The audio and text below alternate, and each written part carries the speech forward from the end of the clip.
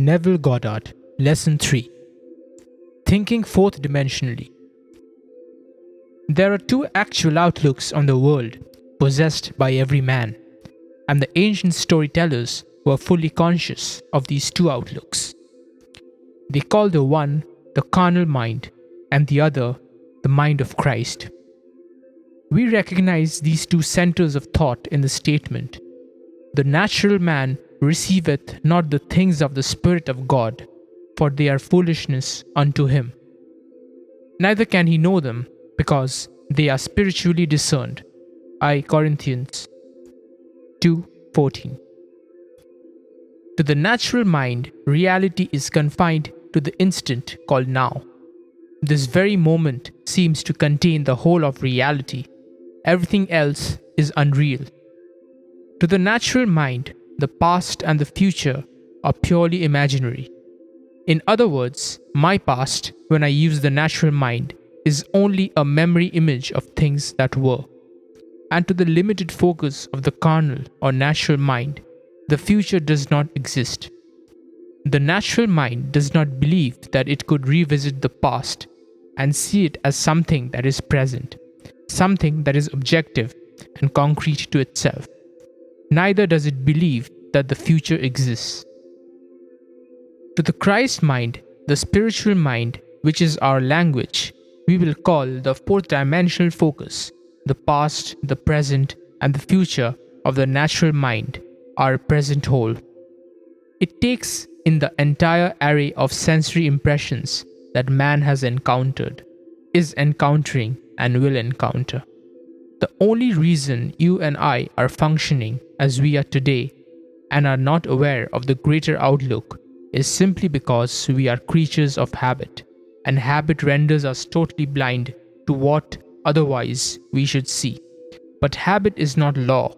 It acts though it were the most compelling force in the world, yet it is not law.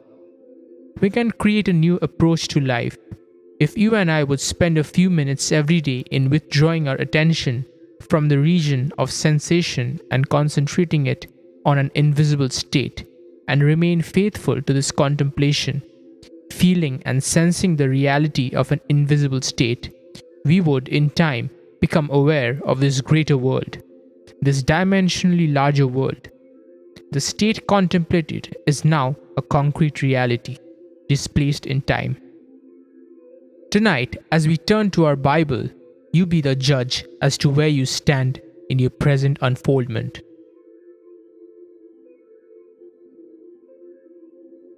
Our first story for tonight is from the 5th chapter of the Gospel of Mark. In this chapter, there are 3 stories, told as though they were separate experiences of the dominant characters.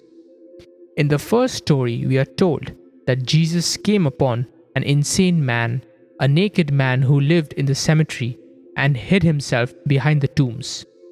This man appealed to Jesus not to cast out the devils that bedeviled him. But Jesus said unto him, "Come out of the man, thou unclean spirit." Mark 5:8. Thus, Jesus cast out the devils that they may now destroy themselves. And we find this man for the first time clothed and in his right mind and seated at the feet of the Master. We will get the psychological sense of this chapter by changing the name Jesus to that of enlightened reason or fourth dimensional thinking. As we progress in this chapter, we are told that Jesus now comes upon the high priest, whose name is Jairus. Or Jairus, the high priest of the synagogue, has a child who is dying. She is 12 years old, and he appeals to Jesus to come and heal the child. Jesus consents, and as he starts towards the home of the high priest, a woman in the marketplace touched his garment. And Jesus, immediately knowing in himself that virtue had gone out of him, turned him about in the press and said, "Who touched my clothes?" Mark 5:30. The woman who was healed of an issue of blood that she had had for 12 years confessed that she had touched him. And he said unto her, "Daughter, thy faith had made thee whole. Go in peace. Mark 5:34. As he continues towards the home, the high priest, he is told that the child is dead and there is no need to go to resurrect her. She is no longer asleep but is now dead. As soon as Jesus heard the word that was spoken, he said unto the ruler of the synagogue, Be not afraid, only believe. Mark 5:36. And when he was come in, he said unto them, Why make ye this ado and weep? The damsel is not dead, but sleepeth. Mark 5:39. With this, the entire crowd mocked and laughed, but Jesus, closing the doors against the mocking crowd, took with him into the household of Jairus his disciples and the father and mother of the dead child. They entered into the room where the damsel was lying, and he took the damsel by the hand and said unto her, Damsel, I say unto thee, arise. Mark 5:41. From this deep sleep she awoke and arose and walked, and the high priest and all the others were astonished. And he changed them straitly that no man should know it, and he commanded that something should be given her to eat. Mark 5:43. You are this very night, as you are seated here, pictured in this 5th chapter of Mark. A cemetery is for one purpose. It is simply a record of the dead. Are you living in the dead past? If you are living among the dead, your prejudices, your superstitions, and your false beliefs that you keep alive are the tombstones behind which you hide. If you refuse to let them go, you are just as mad as the madman of the Bible who pleaded with enlightened reason not to cast them out. There is no difference, but enlightened reason is incapable of protecting prejudice and superstition against the inroads of reason. There is not a man in this world who has a prejudice, regardless of the nature of the prejudice, who can hold it up to the light of reason. Tell me you are against a certain nation, a certain race, a certain ism, a certain anything, I do not care what it is. You cannot expose that belief of yours to the light of reason and have it live. In order that it may be kept alive in your world, you must hide it from reason. You cannot analyze it in the light of reason and have it live. When this 4th dimensional focus comes and shows you a new approach to life and casts out of your own mind all these things that bedeviled you, you are then cleansed and clothed in your right mind. And you sit at the foot of understanding, called the feet of the Master. Now clothed and in your right mind, you can resurrect the dead. What died? The child in the story is not a child. The child is your ambition, your desire, the unfulfilled dream of your heart. This is the child housed within the mind of man. For as I have stated before, the entire drama of the Bible is a psychological one. The Bible has no reference at all to any person who ever existed or any event that ever occurred upon earth. All the stories of the Bible unfold in the minds of the individual man. In this story, Jesus is the awakened intellect of man. When your mind functions outside of the range of your present senses, when your mind is healed of all the former limitations, then you are no longer the insane man, but you are this presence personified as Jesus, the power that can resurrect the longings of the heart of man. You are now the woman with the issue of blood. What is this issue of blood? A running womb is not a productive womb. She held it for 12 years. She was incapable of conceiving.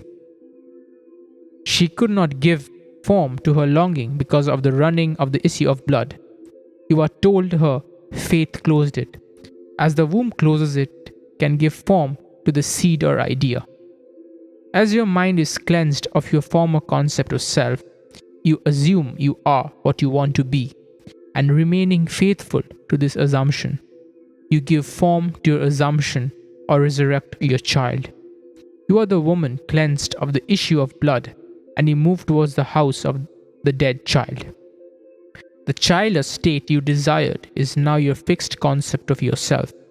But now, having assumed that I am what formerly I desired to be, I cannot continue desiring what I am conscious of being, so I do not discuss it.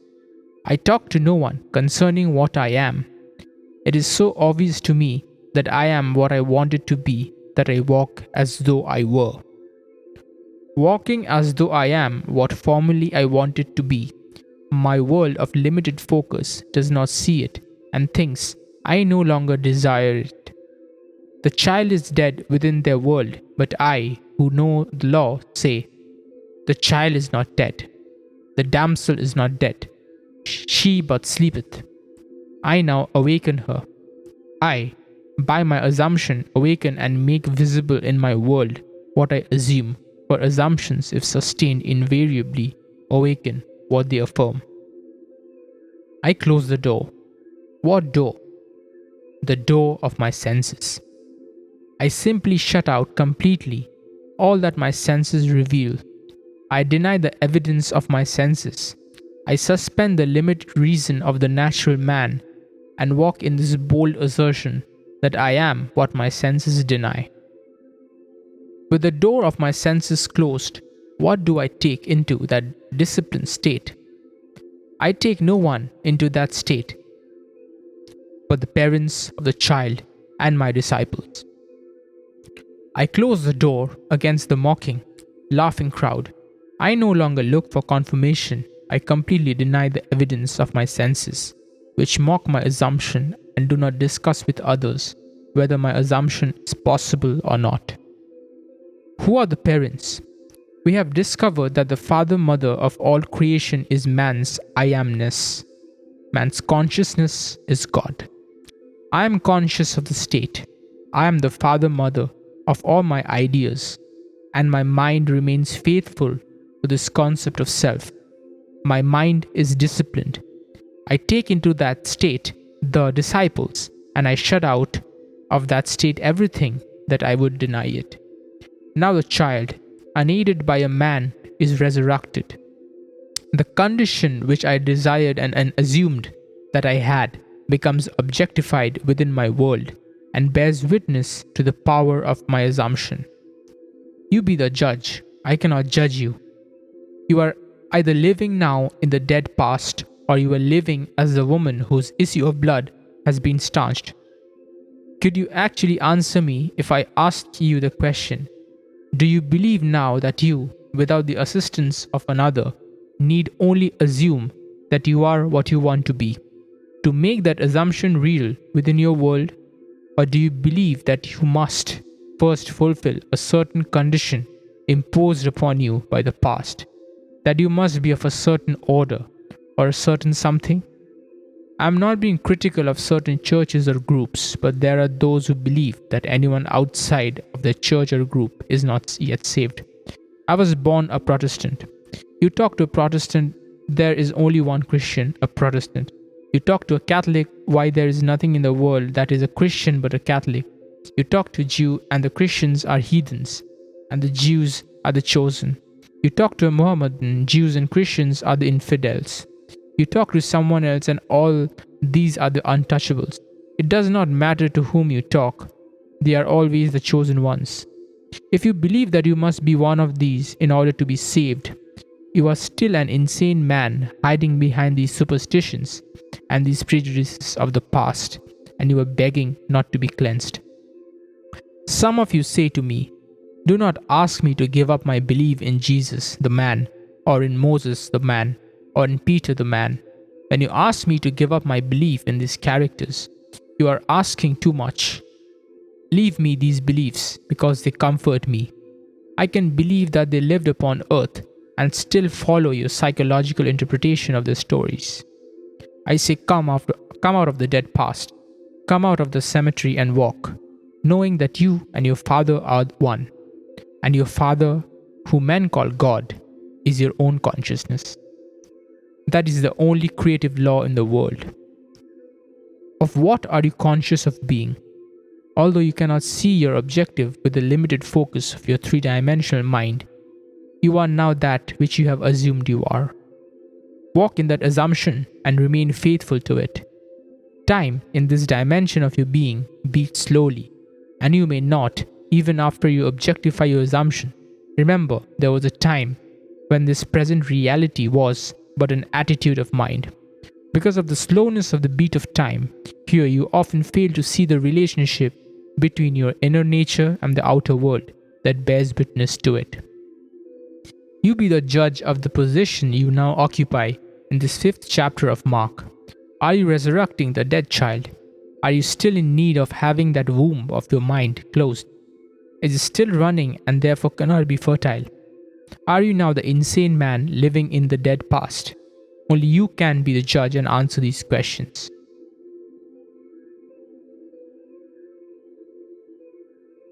Now we turn to a story in the 5th chapter of the Gospel of John.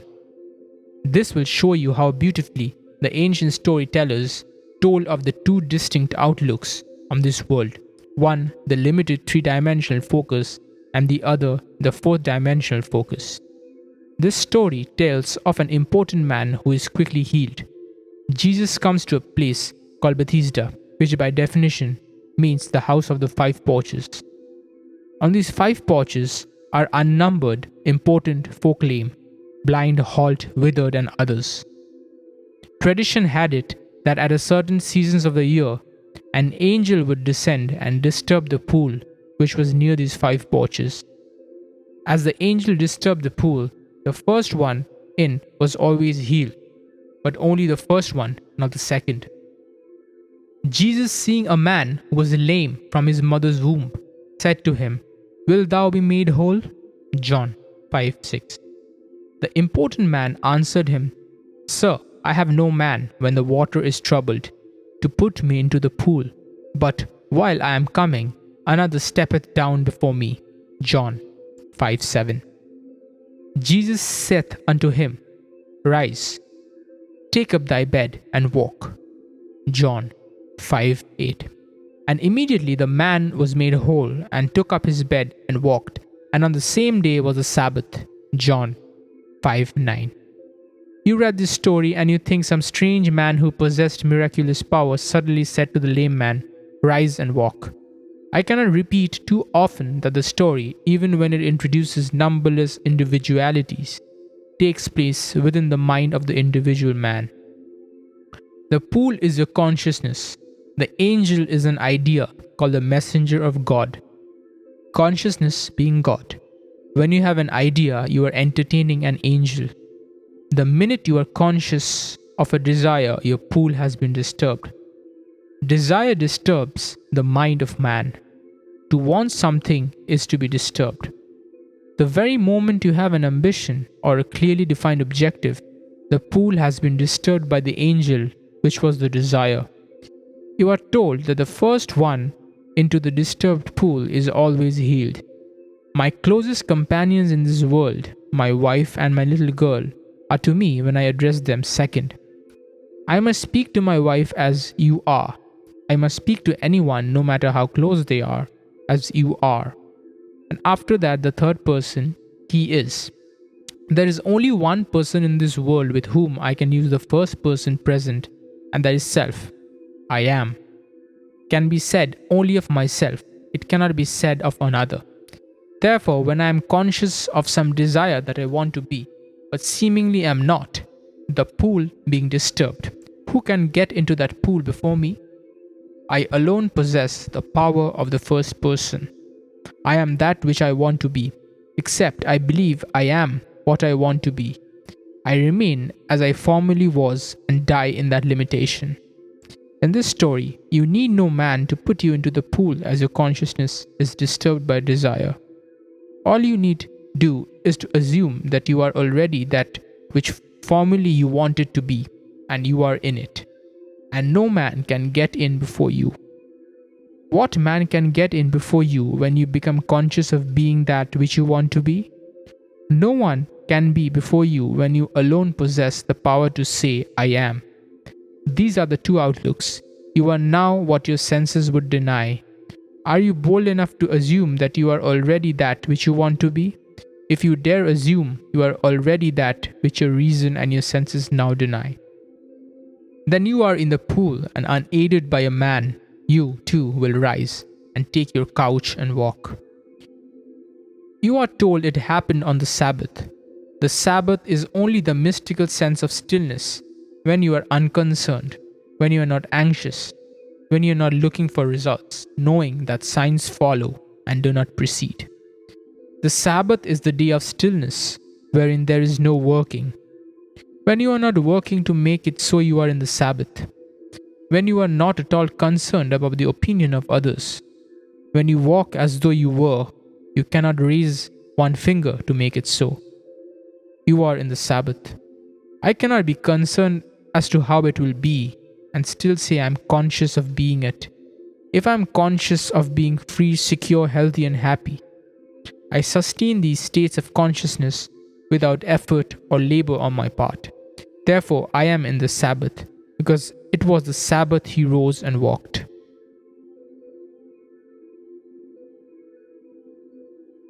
Our next story is from the 4th chapter of the Gospel of John, and it is one you have heard time and time again.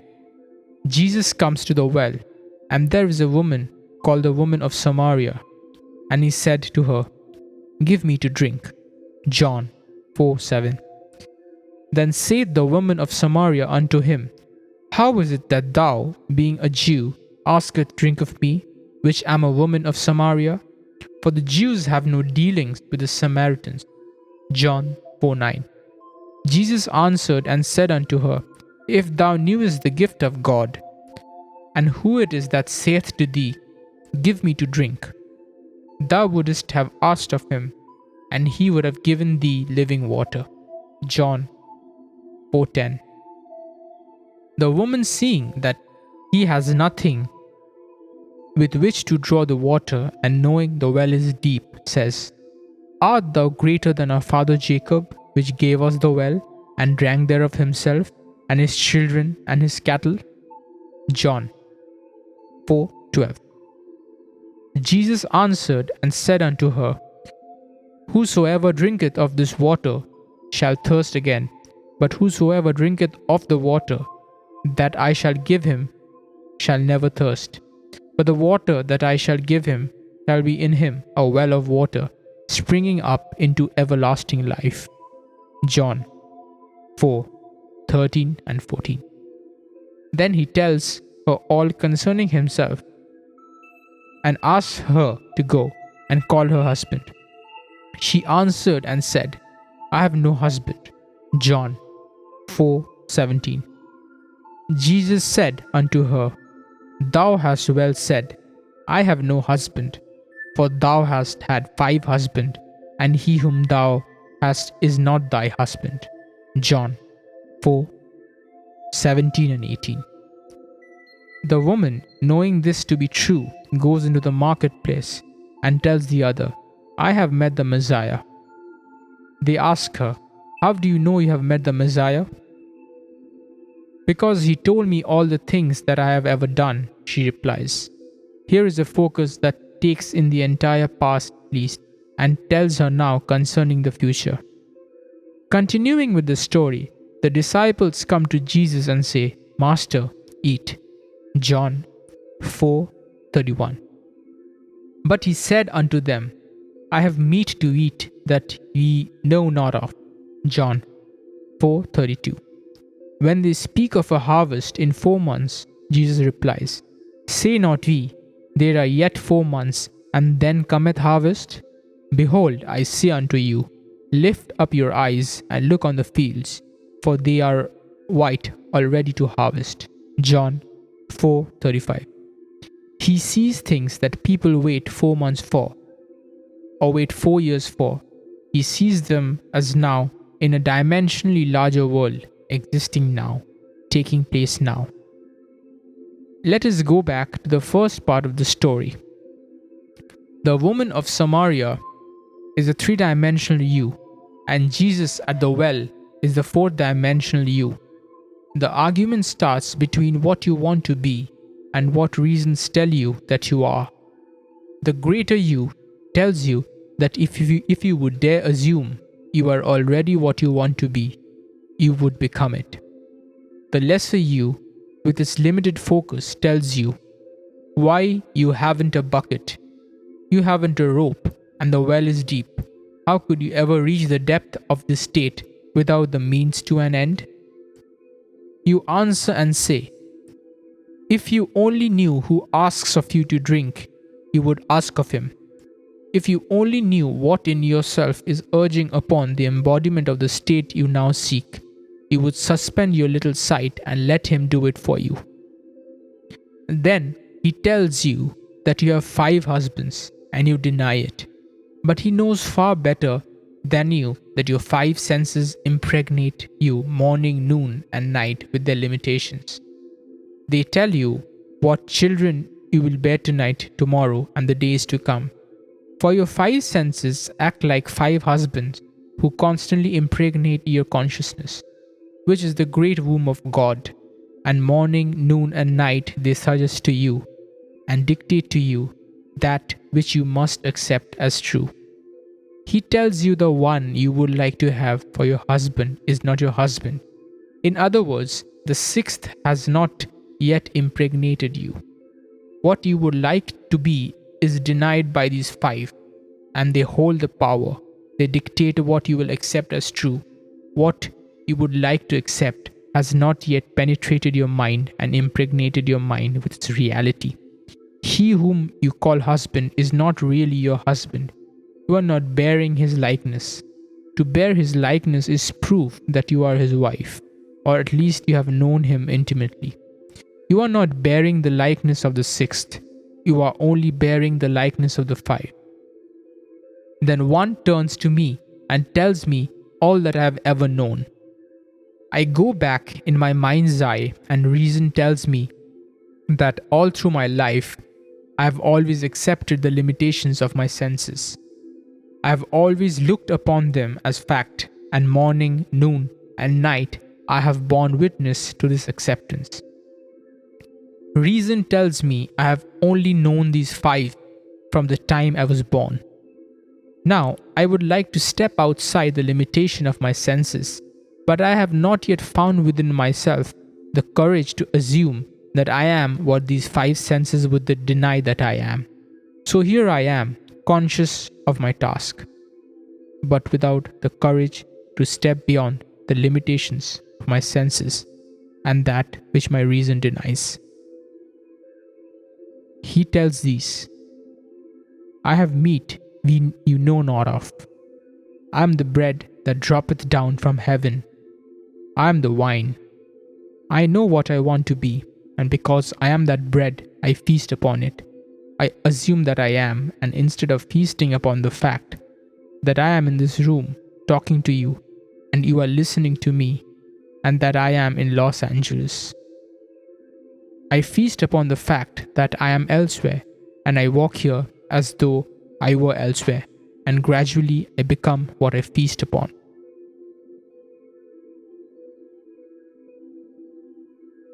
Let me give you 2 personal stories.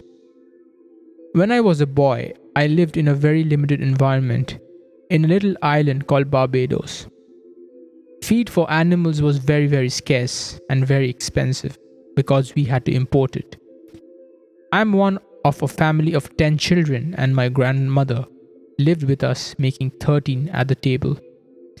Time and again, I can remember my mother saying to the cook in the early part of the week, I want you to put away 3 ducks for Sunday's dinner. This meant that she would take from the flock in the yard 3 ducks and coop them up in a very small cage and feed them. Stuff them morning, noon, and night with corn and all the things she wanted the ducks to feast on. This was an entirely different diet from what we regularly fed the ducks, because we kept those birds alive by feeding them fish. We kept them alive and fat on fish because fish were very cheap and plentiful. But you could not eat a bird that fed upon fish, not as you and I like a bird. The cook would take 3 ducks, put them in a cage, and for 7 days stuff them with corn, sour milk, and all the things we wanted to taste in the birds.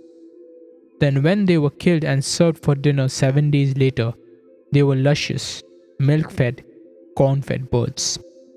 But occasionally the cook forgot to put away the birds, and my father, knowing we were having ducks, and believing that she had carried out the command, did not send anything else for dinner, and 3 fish came to the table. You could not touch those birds, for they were so much the embodiment of what they fed upon. Man is a psychological being, a thinker. It is not what he feeds upon physically, but what he feeds upon mentally, and then that he becomes. We become the embodiment of that which we mentally feed upon. Now those ducks could not be fed corn in the morning, and the fish in the afternoon, and something else at night. It had to be a complete change of diet. In our case, we cannot have a little bit of meditation in the morning, curse at noon, and do something else in the evening. We have to go on a mental diet for a week. We must completely change our mental food. Whatsoever things are true, whatsoever things are honest, whatsoever things are just, whatsoever things are pure, whatsoever things are of good report, if there be any virtue, and if there be any praise, think on these things. Phil 4:8. As a man thinketh in his heart, so is he. If I could now single out the kind of mental food I want to express within my world and feast upon it, I would become it. Let me tell you why I am doing what I am doing today. It was back in 1933 in the city of New York, and my old friend Abdullah, with whom I studied Hebrew for 5 years, was really the beginning of the eating of all my superstition. When I went to him, I was filled with superstitions. I could not eat meat, I could not eat fish, I could not eat chicken. I could not eat any of these things that were living in the world. I did not drink, I did not smoke, and I was making a tremendous effort to live a celibate life. Abdullah said to me, "I'm not going to tell you you are crazy, Neville, but you know. All these things are stupid." But I could not believe they were stupid. In November 1933, I bade goodbye to my parents in the city of New York as I sailed for Barbados. I had been in this country 12 years with no desire to see Barbados. I was not successful, and I was ashamed to go home to successful members of my family. After 12 years in America, I was a failure in my own eyes. I was in the theater and made money 1 year and spent it the next month. I was not what I would call by their standards, nor by mine, a successful person. Mind you, when I said goodbye to my parents in November, I had no desire to go to Barbados. The ship pulled out, and as I came up the street, something possessed me with a desire to go to Barbados. It was the year 1933. I was unemployed and had no place to go except a little room on 75th Street. I went straight to my old friend Abdullah and said to him, "Ab, the strangest feeling is possessing me. For the first time in 12 years, I want to go to Barbados." "If you want to go, Neville, you have gone," he replied. That was a very strange language to me. I'm in New York City on 72nd Street, and he tells me I have gone to Barbados. I said to him, "What do you mean I have gone, Abdullah?" He said, "Do you really want to go?" I answered yes. He then said to me, "As you walk through this door now, you are not walking on 72nd Street. You are walking on palm-lined streets, coconut-lined streets. This is Barbados.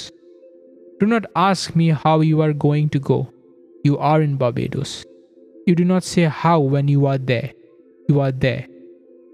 Now you walk as though you were there." I went out of his place in a daze. I am in Barbados. I have no money. I have no job. I am not even well clothed, and yet I am in Barbados. He was not the kind of a person with whom you would argue, not Abdullah.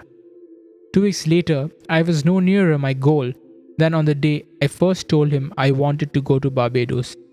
I said to him, Ab, I trust you implicitly, but here is one time I cannot see how it is going to work. I have not one penny towards my journey, I began to explain. You know what he did? He was as black as the ace of spades, my good old friend Abdullah, with his turban head. As I sat in his living room, he rose from his chair and went towards his study and slammed the door, which was not an invitation to follow him. As he went through the door, he said to me, I have said all that I have to say. On the 3rd of December, I stood before Abdullah and told him again I was no nearer my trip. He repeated his statement, You are in Barbados. The very last ship sailing for Barbados that would take me there for the reason I wanted to go, which was to be there for Christmas, sailed at noon on December 6th, the old Nerissa. On the morning of December 4th, having no job, having no place to go, I slept late. When I got up, there was an airmail letter from Barbados under my door. As I opened the letter, a little piece of paper flickered to the floor. I picked it up and it was a draft for $50. The letter was from my brother Victor and it read, I'm not asking you to come, Neville. This is a command. We have never had a Christmas when all the members of our family were present at the same time. This Christmas, it could be done if you would come. My oldest brother Cis left home before the youngest was born, and then we started to move away from home at different times. So never in the history of a family were we ever all together at the same time. The letter continued, You are not working. I know there is no reason why you cannot come, so you must be here before Christmas. The enclosed $50 is to buy a few shirts or a pair of shoes you may need for the trip. You will not need tips. Use the bar if you are drinking. I will meet the ship and pay all your tips and your incurred expenses. I have cabled Furness, Withy & Co. in New York City and told them to issue you a ticket when you appear at their offices. The $50 is simply to buy some little essentials. You may sign as you want aboard this ship. I will meet it and take care of all obligations. I went down to Furness, Withy & Co. with my letter and let them read it. They said, We received the cable, Mr. Goddard, but unfortunately we have not any space left on the December 6th sailing. The only thing available is third class between the New York and St. Thomas. When we get to St. Thomas, we have a few passengers who are getting off.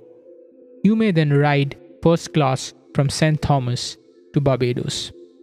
But between New York and St. Thomas, you must go third class, although you may have the privileges of the first class dining room and walk the decks of the first class. I said, I will take it. I went back to my friend Abdullah on the afternoon of December 4th and said, It worked like a dream. I told him what I had done, thinking he would be happy. Did you know what he said to me? He said, Who told you that you were going third class? Did I see you in Barbados, the man you are going third class? You are in Barbados and you went there first class. I did not have one moment to see him again before I sailed on the noon of December 6th. When I reached the dock with my passport and my papers to get aboard that ship, the agent said to me, We have good news for you, Mr. Goddard. There has been a cancellation and you are going first class. Abdullah taught me the importance of remaining faithful to an idea and not compromising. I wavered, but he remained faithful to the assumption that I was in Barbados and had travelled first class. Now back to the significance of our two Bible stories. The well is deep and you have no bucket, you have no rope. It is 4 months old to the harvest and Jesus says, I have meat to eat ye know, not know of. I am the bread of heaven. Feast on the idea, become identified with the idea as though you were already that embodied state. Walk in the assumption that you are what you want to be. If you feast on that and remain faithful to that mental diet, you will crystallize it. You will become it in this world. When I came back to New York in 1934, after 3 heavenly months in Barbados, I drank, I smoked, and did everything I had not done in years. I remember what Abdullah had said to me. After you have proven this law, you will become normal, Neville. You will come out of that graveyard, you will come out of the dead past where you think you are being holy. For all you are really doing, you are being so good, Neville. You are good for nothing. I came back walking this earth a completely transformed person. From that day, which was in February 1934, I began to live more and more. I cannot honestly tell you I have always succeeded. My many mistakes in this world, my many failures would convict me if I told you that I have so completely mastered the movements of my attention that I can at all times remain faithful to the idea I want to embody. But I can say with the ancient teacher, although I seem to have failed in the past, I move on and strive day to day to become that which I want to embody in this world. Suspend judgment. Refuse to accept what reason and the senses now dictate. And if you remain faithful to the new diet, you will become the embodiment of the ideal to which you remain faithful. If there is one place in the world that is unlike my little island of Barbados, it is New York City. In Barbados, the tallest building is 3 stories, and the streets are lined with palm trees and coconut trees and all sorts of tropical things. In New York City, you must go to a park to find a tree. Yet, I had to walk the streets of New York as though I walked the streets of Barbados. To one's imagination, all things are possible. I walked, feeling that I was actually walking the streets of Barbados. And in that assumption, I could almost smell the odor of the coconut-lined lanes. I began to create within my mind's eye the atmosphere I would physically encounter were I in Barbados. As I remained faithful to this assumption, somebody cancelled passage and I received it. My brother in Barbados, who never thought of my coming home, has the commanding urge to write me a strange letter. He had never dictated to me, but this time he dictated, and thought that he originated the idea of my visit. I went home and had 3 heavenly months, returned first class, and brought back quite a sum of cash in my pocket. A gift. My trip, had I paid for it, would have been $3,000, yet I did it without a nickel in my pocket. I have ways we know not of. My ways are past finding out. The dimensionally greater self took my assumption as a command and influenced the behavior of my brother to write that letter. Influenced the behavior of someone to cancel that first class passage, and did all the things necessary that would tend toward the production of the idea with which I was identified. I was identified with the feeling of being there. I slept as though I were there, and the entire behavior of man was molded in harmony with my assumption. I did not need to go down to Furnace, Withy and Co. and beg them for a passage, asking them to cancel someone who was booked first class. I did not need to write my brother and beg him to send me some money or buy me a passage. He thought he originated the act. Actually, to this day, he believes that to be initiated the desire to bring me home. My old friend Abdullah simply said to me, "You are in Barbados, Neville. You want to be there. Wherever you want to be, there you are. Live as though you are and that you shall be." These are the 2 outlooks on the world possessed by every man. I do not care who you are. Every child born of woman, regardless of race, nation, or creed, possesses 2 distinct outlooks on the world. You are either the natural man who receiveth not the things of the Spirit of God, because to you, in the natural focus, they are foolishness unto you. Or you are the spiritual man who perceiveth things outside of the limitations of your senses, because all things are now realities in a dimensionally larger world. There is no need to wait 4 months to harvest. You are either the woman of Samaria or Jesus at the well. You are the man waiting on the 5 porches for the disturbance and someone to push him in. Or you are the one who can command yourself to rise and walk, in spite of others who wait. Are you the man behind the tombstones in the cemetery, waiting and begging not to be clean, because you do not want to be cleansed of your prejudices? One of the most difficult things for man to give up is his superstitions, his prejudices. He holds onto these things as they were the treasures of treasures. When you become cleansed and you are free, then the womb you own is automatically healed. It becomes the prepared ground where seeds, your desires, can take root and grow into manifestation. The child you now bear in your heart is your present objective. Your present longing is a child that is as though it was sick. If you assume you are now what you would like to be, the child for a moment becomes dead because there is no disturbance anymore.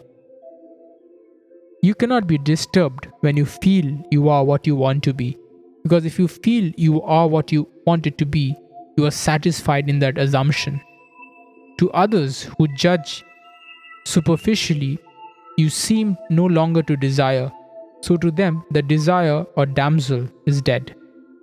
They think you have lost your ambition because you no longer discuss your secret ambition.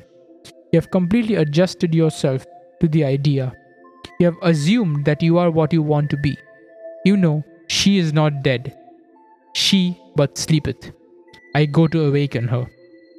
I walk in the assumption that I am, and as I walk, I quietly awaken her. Then when she awakens, I will do the normal, natural thing. I will give her to eat. I will not brag about it and tell others. I simply go and tell no man. I feed this state. I now, with my attention, I keep it alive within my world by becoming attentive to it. Things that I am not attentive to fade and wither within my world, regardless of what they are. They are not just born and then remain unfed. I gave them birth by reason of the fact that I became conscious of being them. When I embody them within my world, that is not the end, that is the beginning. Now I am a mother who must keep alive this state by being attentive to it. The day that I am not attentive, I have withdrawn my milk from it, and it fades from my world as I become attentive to something else in my world. You can either be attentive to the limitations and feed these and make them mountains, or you can be attentive to your desires. But to become attentive, you must assume you are already that which you wanted to be. Although today we speak of a third dimensional and fourth dimensional focus, do not think for one moment these ancient teachers were not fully conscious of these two distinct centers of thought within the minds of all men. They personified these two, and they tried to show man that the only thing which robs him of the man he could be is habit. Although it is not law, every psychologist will tell you that habit is the most inhibiting force in the world. It completely restricts man and binds him and makes him totally blind to what otherwise he should be.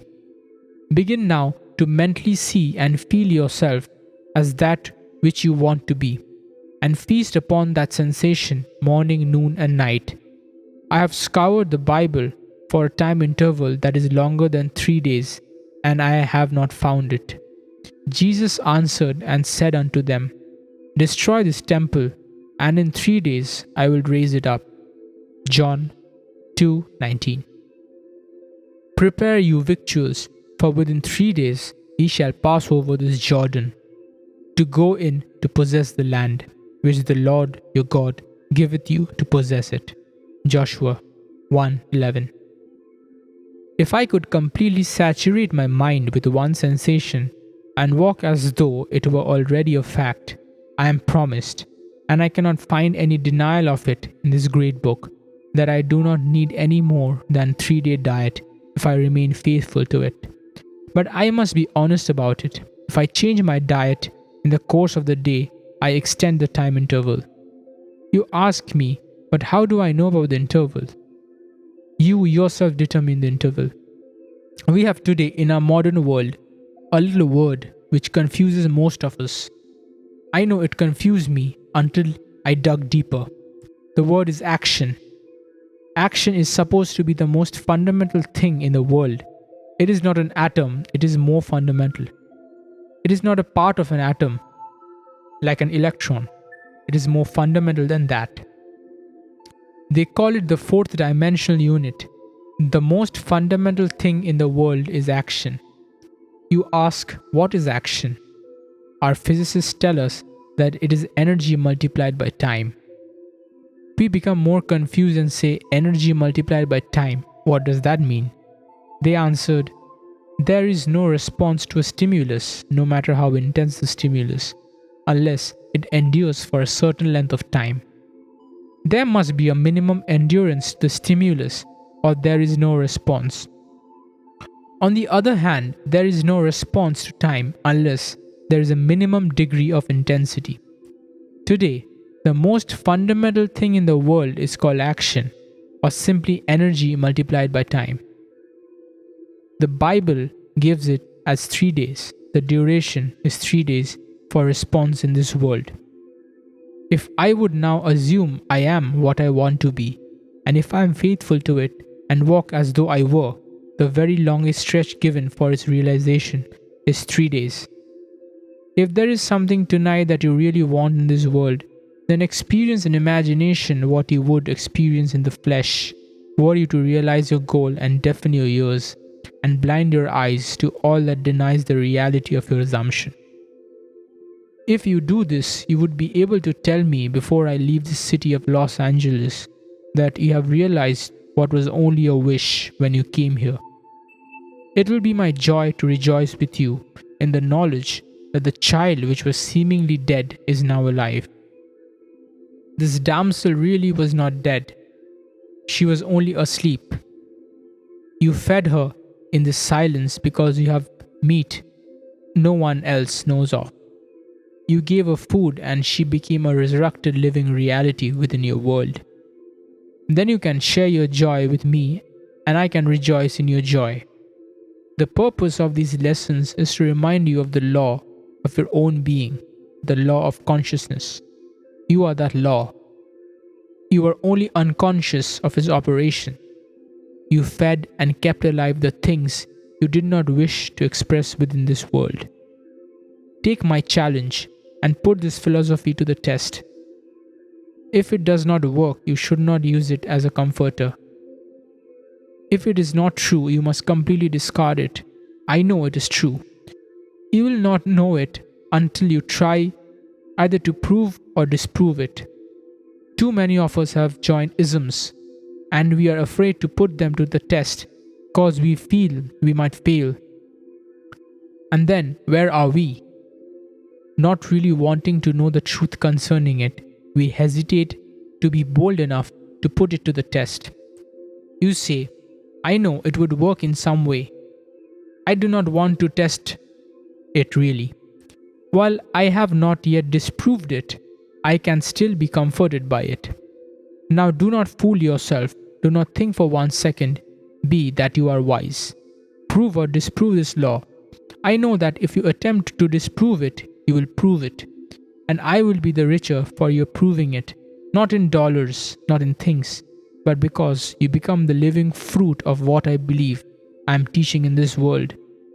It is far better to have you a successful, satisfied person after 5 days of instruction than to have you go out dissatisfied. I hope you will be bold enough to challenge this instruction and either prove or disprove it.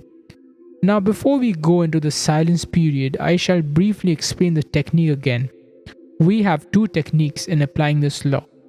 Everyone here must now know exactly what he wants. You must know that if you do not get it tonight, you will still be as desirous tomorrow concerning the objective.